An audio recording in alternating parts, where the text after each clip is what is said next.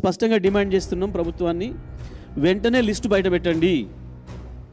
ఏ ఏ పారిశ్రామిక వాడలో ఎవరికి ఎంత భూమి ఇవ్వాలని చెప్పి అనుకున్నారో వాళ్ళ లిస్టు బయట పెట్టండి.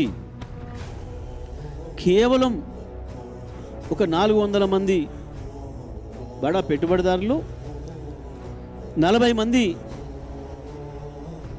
ముఖ్యమంత్రి, మంత్రులు, కుటుంబ సభ్యులు, బంధుమిత్రుల కొరకు 4 కోట్ల ప్రజలను ముంచుతున్నారు. కేవలం 40 మంది ముఖ్యమంత్రి, మంత్రుల బంధువులు, 400 మంది పెట్టుబడిదారులు కలిసి 5 లక్షల కోట్ల తెలంగాణ ప్రజల ఆస్తిని, 4 కోట్ల తెలంగాణ ప్రజల ఆస్తిని పంచుకోవడానికి తెరదీసిన కుట్ర ఈ హిల్ట్ పాలసీ. మేము డిమాండ్ చేస్తూ ఉన్నాం పార్టీగా.